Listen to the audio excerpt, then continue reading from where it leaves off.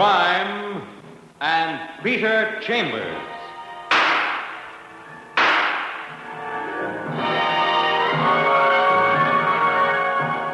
Created by Henry Kane, transcribed and starring Dane Clark. A private investigator, duly licensed and duly sworn. Peter Chambers. You're a private eye. That's your business. Anything else? That's for laughs. There are no laughs in this one, not unless you're a ghoul. Because you're strolling in a graveyard at midnight. You're walking in a cemetery out on Long Island. That's the job of work you're being paid for. You've got a package in your left hand and a flashlight in your right. Your imagination is starting to do nip-ups. When you get an interruption. Put out the flashlight. Yes, sir. Now reach back and hand me that package. Well, you're supposed to give me the word. Word? Well, them's my instructions, pal. A real melodramatic bit. You're supposed to say a name. Abner Reed. Well, that's the jackpot answer. Reach and grab your prize. And notice, please, I've still got my head turned. And it better stay that way if you don't want holes in it. And you stay the way you are for the next 5 minutes.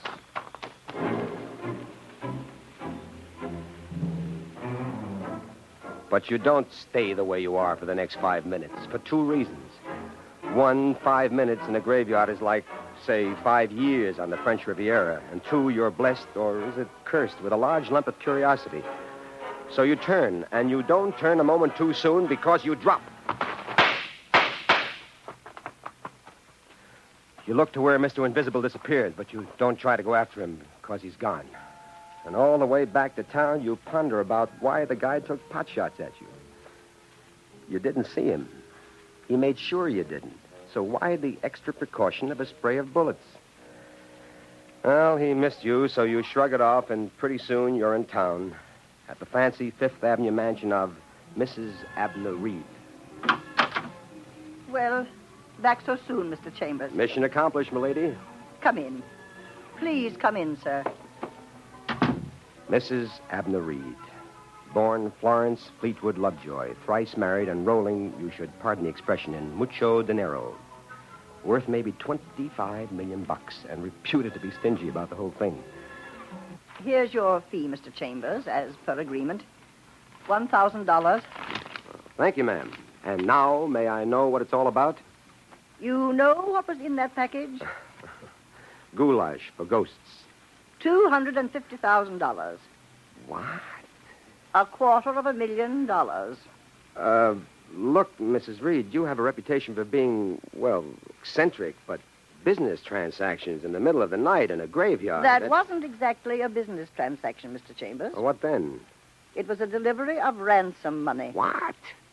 You mean I'm mixed up in some kind of a cockeyed kidnapping? Not exactly mixed up. You were an instrument of delivery. A chore for which you've just been paid. The police know about this? Not yet. Not yet? Well, when do you expect to inform them? Tomorrow morning. Look, what happened here? Well, last night, my husband stepped out for a newspaper. Huh? He didn't return for 2 hours. Naturally, I was perturbed. Well, naturally. I thought, well, perhaps he'd stepped into a tavern for a drink. But then I got a phone call. He'd been slugged, rendered unconscious, and kidnapped. Well, how can you be sure? There was no doubt. It was he himself who was talking to me, with a gun pointed at his head. I see. I was told they'd call back this morning, and they did. Would you be able to recognize the voice? They're too smart for that. They put him back on the phone. Oh. The arrangements were made, and then came the question as to who would make the delivery. You're very well known, Mr. Chambers, and yours is an excellent reputation. Well, thank you. They're supposed to return him to me during this night. $250,000. I'm regarded as, a rather frugal person, but this is different. We've only been married 6 months, and I believe you know from the newspapers, my husband is 20 years younger than I am. Yes, Abner Reed, I read about it.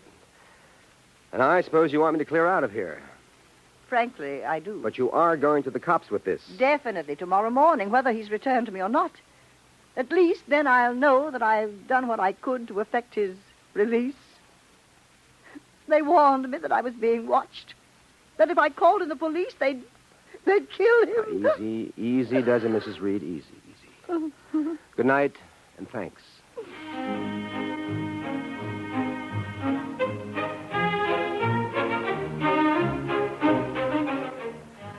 So you go home.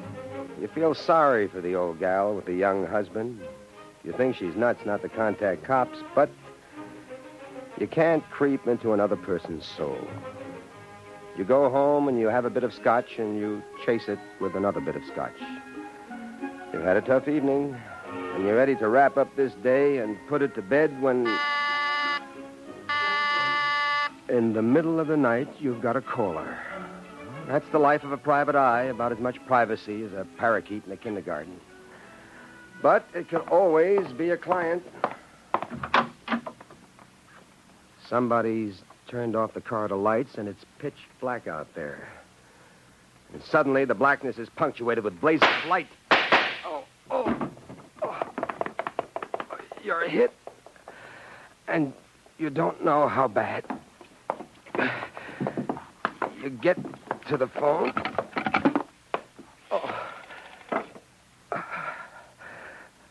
Hello? Operator? A hospital emergency.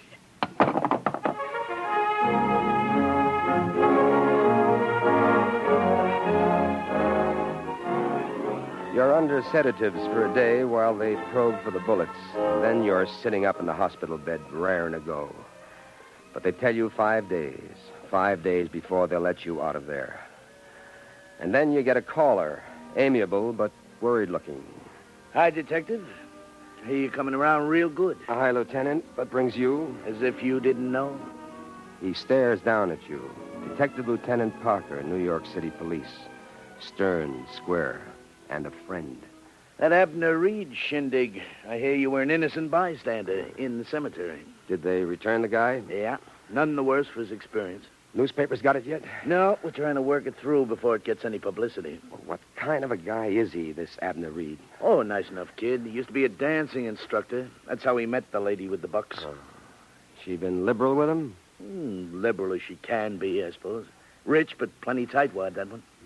What did he do for amusement before he got married? He ran around a lot. Nightclub stuff and things. Handsome kid. Figures for a lot of gals. Why this line of questioning? I'm trying to get an idea as to his background. If it was hard guys that he used to run around with, it might clue us to the brains behind this snatch. It's all been done, my lad, and what we've come up with is a large selection of zeros. Now, let's hear your story, huh? You give it to him. The whole deal, and his face furrows up as he ponders it. What makes you a target, Pete? I wish I knew. First the attempt at the cemetery, then the attack at your apartment. You sure you told me everything? Everything I know, Louis. But I'm going to know more. Somebody sets me up as a clay pigeon, then it becomes my job to find out who's taking target practice. Any objections, Lieutenant, to my sticking my nose into it? As if my objections could keep you out. Thanks, pal. Okay, then I'll beat it now. You get your rest. But remember, when they let you out of here, we work this one together, huh? Sure enough, Lieutenant.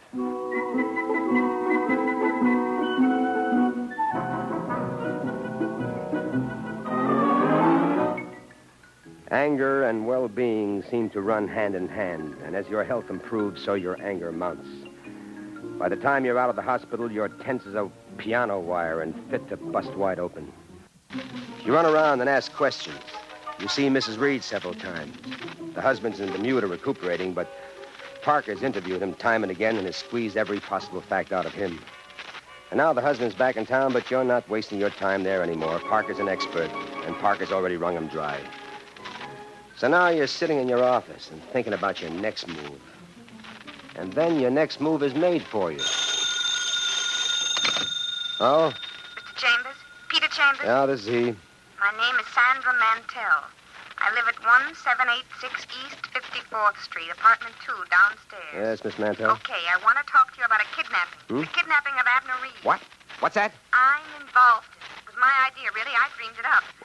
I was supposed to get a third, 1/3 share. But I'm not getting it, so I want to talk. Yes, Sandra. I want you to make a deal for me, Mr. Chambers. If I spill, I want to be able to cop a plea. If I turn in that state's evidence, I want a suspended sentence. Well, why are you calling me? Because I know you're mixed up in it. Because I want you to go to the cops and tell them I'll spill the whole deal. Nobody's going to cross me and get away. Hello? Hello? Hello?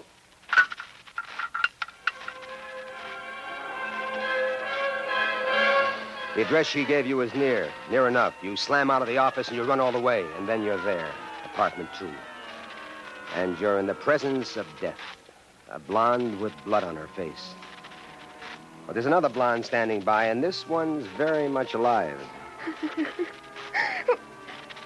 Who are you? Peter Chambers. Now, this girl was talking to me when that happened. You didn't do it, did you? No. Who are you? Betty Royal. My name's Betty Royal. I'm her roommate. I've only been her roommate for a week. Did you call the cops? Yes, I phoned. A well-stacked blonde. A beautiful blonde, a live one. The dead one must have been pretty, too. You prowl around and you see the gun on the floor. You see that the receiver's back on the hook, too, but that figures. Betty Royal said she called the cops. Let me tell you what happened. Wait. Let me ask the questions, Miss Royal. Now, that gun on the floor, is that yours? No, that's not mine. I Easy, found it. Easy does it, easy. But Now, just tell me what happened. I was coming back from rehearsal. Yeah? I'm a ballet dancer. And as I came into the hallway, I heard the shots. I hurried forward. The door opened, and a man came running out. We bumped into each other, and that's when the gun dropped to the floor. He struck me and ran out. What did he look like? I have no idea. I came in, and I found her. Like that. She was dead. And then? I went out in the hall for the gun. I remembered about not touching things. Fingerprints. I kicked it with my foot. I kicked it along until I worked it into the apartment. Good girl. Then I picked up the dangling receiver and I called the police. She's in tears again. And you go to her and you hold her. And she's a cuddly little package. And you think about how sweet this could be under different circumstances. Cops. Lots of cops. Tons of cops. And they're in charge of Detective Lieutenant Louis Parker. Never fails, huh? When there's a corpse, there's you. It's mixed up with the other thing, Lieutenant. What other thing? You straighten them out on current events. From the phone call in your office to right now. You wearing a gun, Pete? Yeah. Good. Now listen to me. For once, will you listen to me? Don't I always listen, Lieutenant? Okay. There's some kind of crazy killer loose, right? Right. And he's mixed up with that Abner Reed snatch, right? Right as rain, Lieutenant. And you're still unfinished business on his list, right? Right as a real downpour. So Louis. go home and lock the door. You stay there. Now, what are you going to do in the meantime? I'm going to work at my trade. But I'll come up and see you, Pete, as soon as I get loose from all this, and then we'll knock it around some more. But don't open your door to anybody but me.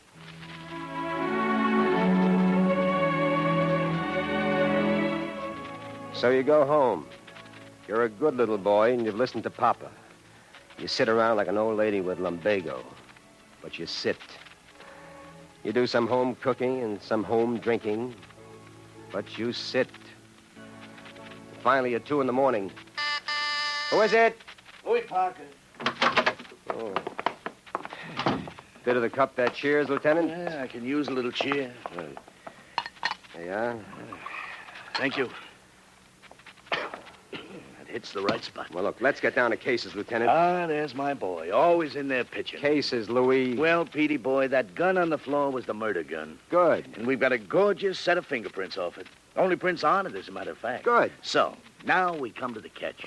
There's got to be a catch. The prints match nothing that we've got on file. Don't match anything out of Washington. Where's that leave us? Way out in left field on a rainy day, but there's no ball game. Guess who was her boyfriend? Guess whose boyfriend? The dead doll?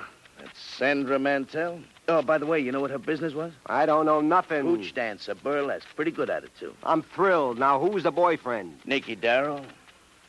What? Nicky Darrow. Oh, that was a rhetorical what, Lieutenant?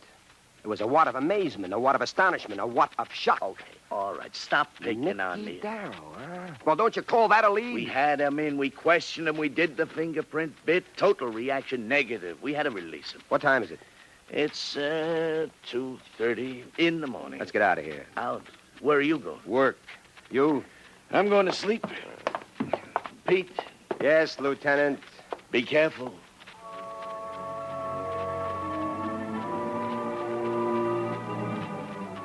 Nicky Darrow, a hoodlum with big ideas. Ex-gunman, ex-con, ex-crook. Gone real respectable now. Owner of a fancy saloon. Caterer to cafe society. Big wheel with the theatrical folk. But way down deep under, deadly as a two-headed rattlesnake bent on mischief. You get to Nick's place, which is hopping, and you jostle through the happy people to Nick. Well, the private eyeball. Long time no see, sir. Can I talk to you, Nicky? Sure, talking with you, Nicky's liable to get educated. He's big, he's arrogant, he's power drunk. He leads you through to the back, and he sits you down. There you are, Pelzo. Real nice and comfortable. Have a drink, huh, at the house, okay? Thanks, Nicky. Waiter, couple of drinks here. Scotch for the eyeball. That's his drink, scotch. Was it tickling you, pal? That kind of tickling, you can die laughing. What are you talking about? Bullets. You on my back, Nicky? Me? I don't even know what you're beginning to think you want to talk about. Somebody's blowing spitballs at me, Nicky. Any idea who? No, sir, I got no idea who, no how. Good enough. Now we shift the gear. Girlfriend of yours died today of unnatural causes. Yeah, so I hear. Any ideas on that, like who done it? No, but I'm going to find out, pal. This is one time I'm working on your side. Okay, now we shift to high. You beginning to stick your dirty mitts into kidnapping, too? Talk nice to Nicky. I talk the way I want to talk, to whom I want to talk.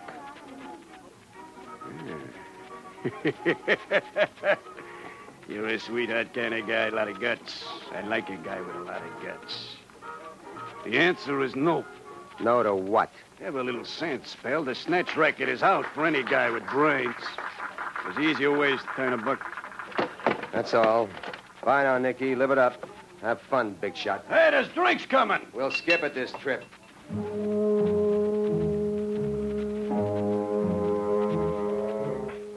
So you're back where you started, fresh out of Leeds. And it goes on like that for the next few days. Long days, lumpy ones, slow moving. And you're wearing your hardware, and you're turning to look over your shoulder wherever you are. You've called on Betty Royal a few times, and you like that. You like that very much. And now you're calling on her again, for no reason at all, except that you like that very much. But you find her breathless with excitement. I found something, Mr. Chambers. I think it could be important. Pete, not Mr. Chambers. Pete, remember? Yes, Peter. A little black book. It belongs to... Well, it belonged to Sandra.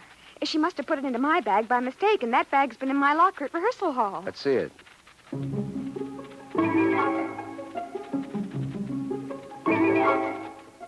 A little black book with a lot of names, and not one that means anything to you.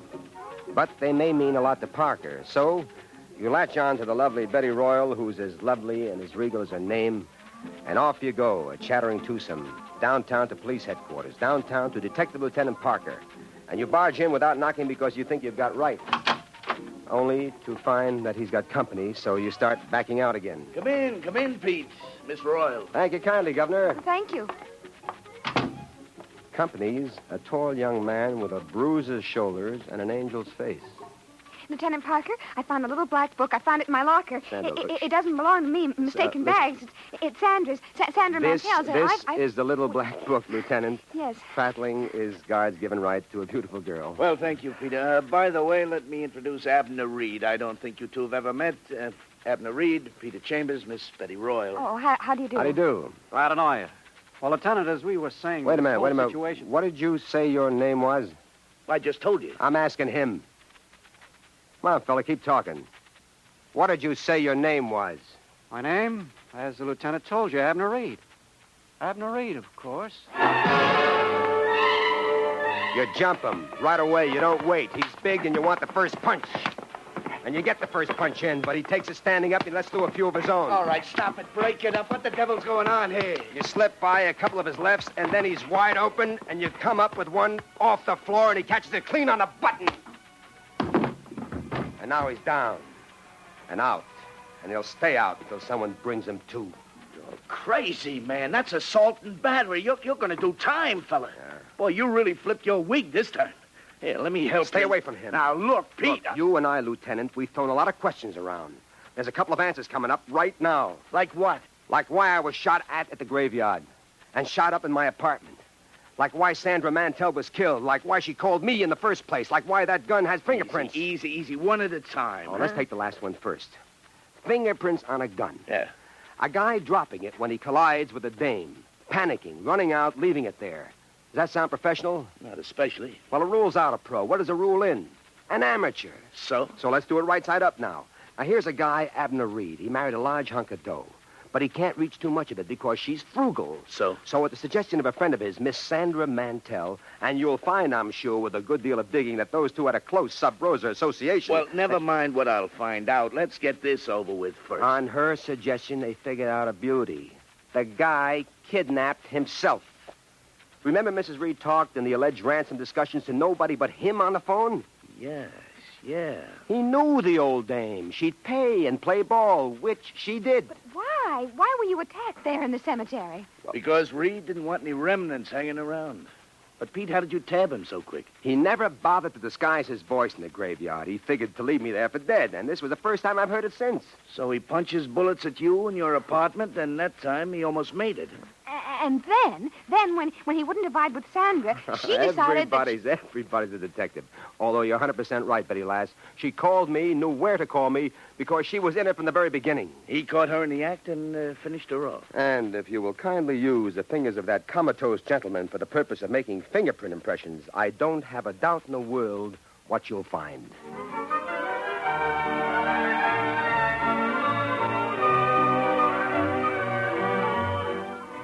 And so, 1 hour later, Abner Reed is booked for murder and extortion. And you're strolling in the joyful sunshine with Betty Royal clinging to your arm tightly and proudly. And what prettier termination can there be to so unfortunate a circumstance as murder? And there you've had Crime and Peter Chambers. Dane Clark was starred as Peter Chambers. Crime and Peter Chambers, transcribed, was created, produced, and written by Henry Kane. Others in the cast were Bill Zuckert, heard as Lieutenant Parker, with Evelyn Barden, Patricia Wheel, and Roger DeCoven. It was directed by Fred Way. This is Fred Collins inviting you to tune in next week, same time, same station, for Dane Clark in Crime and Peter Chambers. Visit with Fibber McGee and Molly tonight on the NBC Radio Network.